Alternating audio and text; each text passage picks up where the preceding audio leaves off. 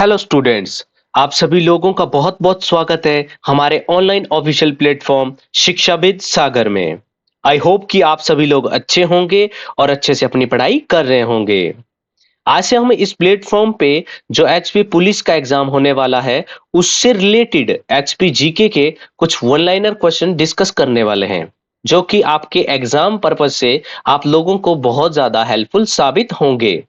आप सभी लोग जानते होंगे कि इस बार जो एचपी पुलिस का एग्जाम है वो HPPSC Himachal Pradesh public service commission के द्वारा एचपीपीएससी के द्वारा कंडक्ट किया जाने वाला है। ठीक है, पहले क्या होता था, एचपी एसएससी के द्वारा Himachal Pradesh staff selection commission के द्वारा एग्जाम कंडक्ट किया जाता था, या फिर कभी पुलिस डिपार्टमेंट अपने आप एग्जाम कंडक्ट कर लेती थी। लेकिन इस बार एचपीपीएससी के द्वारा एग्जाम कंडक्ट किए जाने वाला है। ठीक है, इस बार जो आपके पास क्वेश्चन देखने को मिलेंगे 90 क्वेश्चन देखने को मिलेंगे। पहले कितने होते थे, 80 क्वेश्चन देखने को मिलते थे। इस बार आपका इसमें आपको इंग्लिश से 20 क्वेश्चन देखने को मिलेंगे, और आपका हिंदी से आपको 20 क्वेश्चन देखने को मिलेंगे। उसके बाद आपको मैथ से आपको 20 क्वेश्चन देखने को मिलेंगे। उसके बाद आपका रीजनिंग से आपको 10 क्वेश्चन देखने को मिलेंगे, और साथ में जीके जीके से आपको कितने हैं, आपको 20 क्वेश्चन देखने को मिलेंगे। हम आज एचपी जीके के कुछ क्वेश्चन डिस्कस करेंगे, जो कि हमारा हिस्ट्री का सेगमेंट रहेगा। हम हर एक टॉपिक वाइज कुछ कुछ क्वेश्चन डिस्कस करेंगे। ये सीरीज हम बहुत लंबी लेके चलेंगे, जब तक आपका एग्जाम आएगा तब तक आपको हम बहुत सारे क्वेश्चन डिस्कस करवा लेंगे। ठीक है, जिस तरह से एचपीपीएससी एलाइड सर्विसेज, आपका एलाइड सर्विसेज हो गया, एनटी हो गया, आपका एचएस का हो गया, एचएस का एग्जाम कंडक्ट करती है, उसी हिसाब से हमने ये क्वेश्चन आप लोगों के लिए डिजाइन किए हुए हैं। और जितने जैसे प्रीवियस ईयर में क्वेश्चन पूछे गए हैं हम वो क्वेश्चन आप लोगों के साथ डिस्कस करेंगे। ठीक है, तो चलिए शुरू करते हैं। जैसे आप लोगों ने जाना कि इस बार पहले क्या होता था, पहले आपका साइंस और मैथ के क्वेश्चन कितने होते थे, आपको 8-8 क्वेश्चन देखने को मिलते थे। लेकिन इस बार 90 नंबर का, जो 90 नंबर का पेपर रहेगा, तो उसमें क्या है, आपका जीके वाला पोर्शन में ही साइंस को इस बार ऐड कर दिया गया है। ठीक है, तो चलिए नेक्स्ट अभी हम क्वेश्चन देखेंगे। ठीक है, क्वेश्चन नंबर 1 हम देखेंगे। ठीक है, क्वेश्चन नंबर 1 है हमारे पास, ये हम हिस्ट्री वाला सेगमेंट लेके आ रहे हैं। ठीक है, हिस्ट्री से रिलेटेड है ये। ठीक है, सारे क्वेश्चन हमारे पास आज के रहेंगे। क्वेश्चन नंबर 1, चंबा रियासत के पास 150 से अधिक ताम्रपत्र स्वयंता से लिखित है, इसमें लगभग कितने मुस्लिम काल से पहले के हैं? जो 150 क्या है ताम्रपत्र है, वो मुस्लिम काल से पहले के कितने हैं इसमें से? ठीक है, इसका राइट आंसर है 0।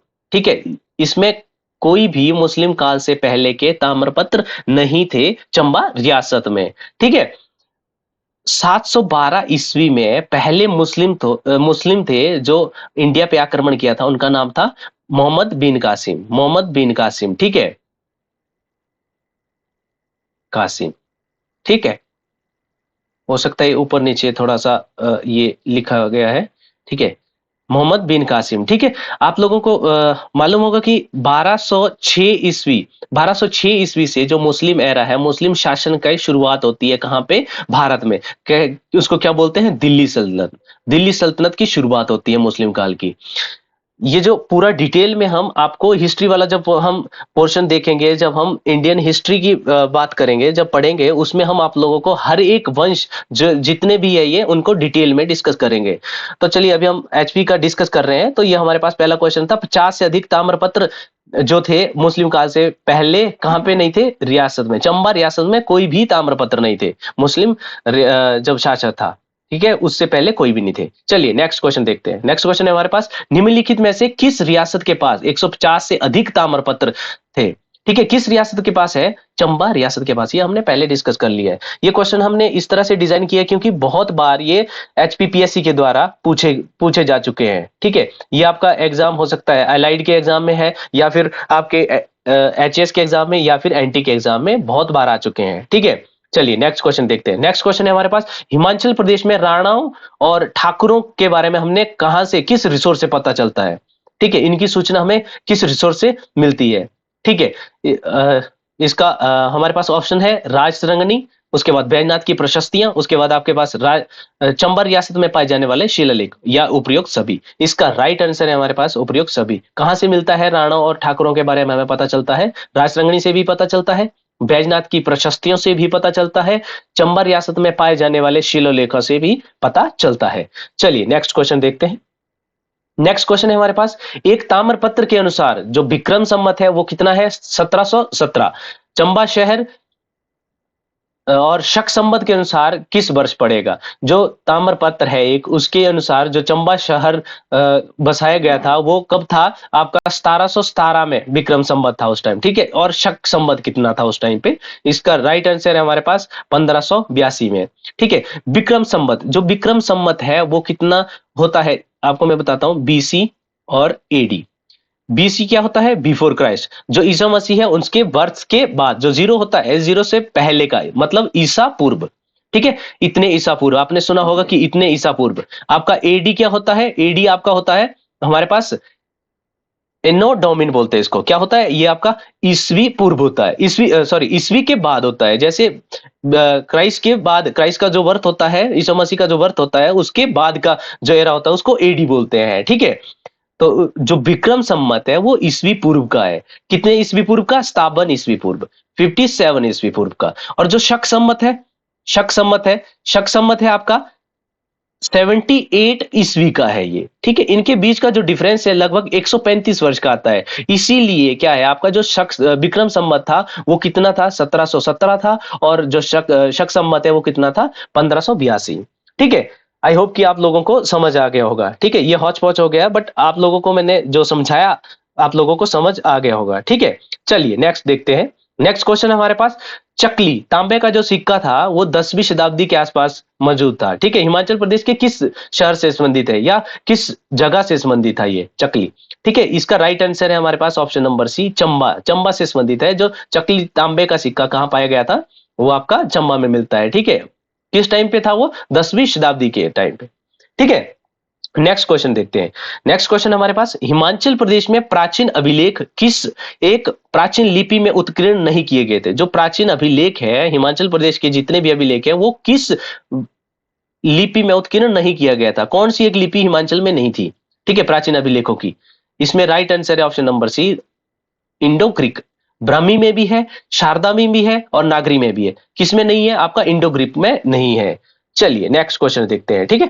नेक्स्ट क्वेश्चन हमारे पास, सोहन घाटी जो कि 4000 वर्ष पूर्व पुराने औजारों की खुदाई के लिए प्रसिद्ध हुई है, ठीक है। वो कहां पे है वर्तमान समय में स्थित है? ठीक है, जो सोहन घाटी है वो कहां पे है? आपका पाकिस्तान में वर्तमान समय में। इस तरह से मतलब एचपीपीएससी जो है इस तरह के क्वेश्चन आपको बहुत बार देखने को मिलेंगे। जो Himachal Pradesh public service commission है वो इस तरह के बहुत से क्वेश्चन पूछती है, ठीक है। तो चलिए नेक्स्ट क्वेश्चन देखते हैं। नेक्स्ट क्वेश्चन है हमारे पास, औदुंबर, जो औदुंबर शासक है उनके सिक्कों पे किसकी आकृति थी? ठीक है, किसकी आकृति थी उनके सिक्कों पे? ऑप्शन नंबर बी सही है, त्रिशूल की आकृति थी उनके सिक्कों पे। नेक्स्ट क्वेश्चन देखते हैं। नेक्स्ट क्वेश्चन है हमारे पास, 20वीं शताब्दी में कुलिंद राजाओं के सिक्कों पे किसके स्थान पे प्राप्त हुए हैं? जो कुलिंद राजा है उनके सिक्के कौन सी जगहों पे प्राप्त हुए थे 20वीं शताब्दी में? ठीक है, वो कहां पे? आपका अंबाला और सरहानपुर में प्राप्त हुए थे, ठीक है। नेक्स्ट क्वेश्चन है हमारे पास। नेक्स्ट क्वेश्चन हमारे पास, कुलिंदों के सिक्कों पर किसकी आकृति पाई गई थी? हमने पहले औदुंबरों की देखी, औदुंबरों पे किसकी थी? त्रिशूल की। और अब देखेंगे हम कुलिंदों के सिक्कों पर किसकी आकृति थी? ऑप्शन नंबर सी सही है, त्रिशूल के साथ शिव। औदुंबरों में क्या था? औदुंबरों में सिर्फ त्रिशूल था और कुलिंदों में क्या है? शिव की आकृति भी उनके सिक्कों पर दिखाई देती है। चलिए नेक्स्ट देखते हैं। नेक्स्ट क्वेश्चन हमारे पास, कांगड़ा में जो पठियार और कनिहारा है उनके प्राचीन चट्टानों में जो शिलालेख है उनमें कौन सी लिपि में लिखे गए हो? कौन सी लिपि में लिखे गए हैं वो लोग? ये कौन सी स्क्रिप्ट में लिखे गए हैं यहाँ के शिलालेख? इसका राइट आंसर है आपका ऑप्शन नंबर सी, ब्रह्मी और खरोष्टी में। ब्रह्मी और खरोष्टी में क्या है? आपके पठियार और कनिहारा के शिलालेख लिखे गए हैं। चलिए नेक्स्ट देखते हैं। आई होप कि आप लोगों को समझ आ रहा होगा, ठीक है। नेक्स्ट क्वेश्चन है हमारे पास, शंबर राजा जो आर्य राजा देवोदास के विरुद्ध लड़े थे वो प्राचीन किस जनजाति से संबंधित थे? जो किस ट्राइब से संबंधित थे? कौन थे जो शंबर राजा था? वो किस जनजाति से संबंधित था? इसका सही आंसर है आपके पास ऑप्शन नंबर सी, किरात से। किरात जनजाति से रिलेटेड थे, ठीक है। इनके बीच कितने वर्षों तक युद्ध रहा? 40 वर्षों तक युद्ध रहा, ठीक है। नेक्स्ट क्वेश्चन, नेक्स्ट क्वेश्चन देखते हैं। नेक्स्ट क्वेश्चन हमारे पास, भारत के किस प्राचीन ग्रंथ में खसों का वर्णन मिलता है? जो खसों का बारे में भारत के किस प्राचीन ग्रंथ में हमें पता चलता है? ऑप्शन है हमारे पास, option number A Bhagavata Purana, B Vayu Purana और सी है बृहद संहिता।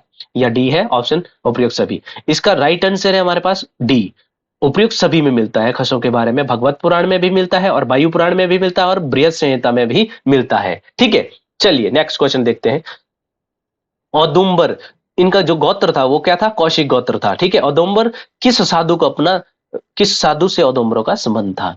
ठीक है, अपना संबंध किस साधु से जोड़ते हैं, इसका राइट आंसर है option number C, Vishwamitra. Vishwamitra से औदुंबर क्या है, अपना संबंध जोड़ते थे। ठीक है, नेक्स्ट क्वेश्चन देखते हैं। नेक्स्ट क्वेश्चन है, किस पुराण के अनुसार जो व्यक्ति हिमालय के बारे में सोचता है बिना उसे देखे वह काशी में की गई पूजा से बड़ा फल प्राप्त करता है। जो व्यक्ति हिमालय के बारे में सोचता है वो काशी में जो पूजा की जाती है उससे भी ज्यादा फल प्राप्त करता है। ठीक है, इसका राइट आंसर है स्कंद पुराण में ऐसा कहा गया है। बहुत बार ये क्वेश्चन एचपीपीएससी के द्वारा पूछा गया है, याद रखना आपने। ठीक है, चलिए नेक्स्ट क्वेश्चन देखते हैं। नेक्स्ट क्वेश्चन हमारे पास, आर्यों के राजा देवोदास के साथ हुए युद्ध में शंबर राजा का सहायक कौन था, उसका जो असिस्टेंट था देवोदास का वो कौन था। ठीक है, इस बहुत बार ये क्वेश्चन भी पूछा गया है। इसका राइट आंसर है ऑप्शन नंबर ए, वर्ची। ठीक है, नेक्स्ट क्वेश्चन देखते हैं हम। नेक्स्ट क्वेश्चन हमारे पास, आर्य हिमाचल प्रदेश के किस नाम से जाने जाने जाते हैं। जो आर्य हैं उनको किस नाम से हिमाचल में जाना जाता है। इसका राइट आंसर है आपके पास option number D, Kulinda. Kulinda के नाम से आर्यों को जाना जाता है। चलिए नेक्स्ट देखते हैं। नेक्स्ट क्वेश्चन हमारे पास, किस धार्मिक ग्रंथ के अनुसार कोल, किरात, यक्ष और नाग जैसी अनार्य जनजातियां हिमाचल प्रदेश में आर्यों से पहले आई है। जो आर्य है, आर्यों से पहले ही कुछ जनजातियां हिमाचल में थी। वो किस धार्मिक ग्रंथ के अनुसार पता चलता है कि कोल थे, किरात थे, यक्ष थे, नाग थे, जो कि आर्यों से पहले भारत में हिमाचल में थे। ठीक है, ये ऋग्वेद में ये पता चलता है। बी ऑप्शन इसका सही आंसर है। चलिए नेक्स्ट क्वेश्चन देखते हैं। नेक्स्ट क्वेश्चन हमारे पास, प्राचीन आर्य नरेश देवोदास और शंबर के मध्य 40 वर्षों तक चलने वाले युद्ध में किसकी हार हुई थी। आप लोगों से एचपीपीएससी है जो इस तरह से क्वेश्चन पूछती है। आप लोग बता सकते हैं कि इसमें किसकी हार हुई थी। इसमें किरातों की हार हुई थी। ठीक है, किरात कौन थे, शंबर जो राजा था, मतलब शंबर की हार हुई थी, राजा शंबर की हार हुई थी। वो किस जनजाति से संबंधित है, किरात से। ठीक है, इस तरह से क्वेश्चन पूछती है एचपीपीएससी। ठीक है, चलिए नेक्स्ट क्वेश्चन देखते हैं। नेक्स्ट क्वेश्चन है हमारे पास, किरात राजा वो आर्य राजा के बीच 40 वर्षों तक चले गए युद्ध में, युद्ध जो है वो किस धार्मिक ग्रंथ में मिलता है। इसका वर्णन हमें किस धार्मिक ग्रंथ में मिलता है। ये बहुत बार ये क्वेश्चन पूछा गया है, ये बार बार रिपीटेड क्वेश्चन था, इसलिए हमने भी इसको 2-3 क्वेश्चन इसके हमने डिस्कस कर लिए हैं। ठीक है, आई होप कि आप लोगों को ये अच्छे से याद होगा। इसमें आने के चांसेस बहुत ज्यादा रहते हैं इस क्वेश्चन से। ठीक है, ये हमें इस कहां से वर्णन मिलता है, ऋग्वेद से इसका वर्णन हमें मिलता है। जो आर्य राज देवदास और शंबर के बीच जो युद्ध हुआ था उसका उसका हमें वर्णन ऋग्वेद से मिलता है। ये हमारे 20 क्वेश्चन आज पूरे होते हैं। ठीक है, अभी हम नेक्स्ट ये सीरीज कंटिन्यू रखेंगे जिसमें हम एचपी के हर एक टॉपिक से इसी तरह से जितने भी क्वेश्चन प्रीवियस ईयर में एचपीपीएससी के द्वारा पूछे गए हैं या अभी नए क्वेश्चन जिस तरह से पूछ सकती है, हम एचपी पुलिस के लिए रेलिवेंट क्वेश्चन जो हो सकते हैं वो आप लोगों के साथ डिस्कस करते हैं। हमारा देखो टैगलाइन ही है, वर्दी का सपना होगा साकार। जो वर्दी का सपना है वो साकार होगा। हमारे साथ जुड़े रहिए और बने रहिए। ज्यादा से ज्यादा हमारे चैनल को शेयर करें अपने दोस्तों के अंदर। और आई होप कि आप सभी लोग अच्छे से स्टडी कर रहे होंगे, अच्छे से अपनी पढ़ाई करते रहिए। और ज्यादा से ज्यादा अगर आप लोगों को हमारी ये वीडियो अच्छी लगी होगी तो ज्यादा से ज्यादा लाइक करें और ज्यादा से ज्यादा अपने दोस्तों के बीच शेयर करें। धन्यवाद, थैंक यू, जय हिंद, जय भारत।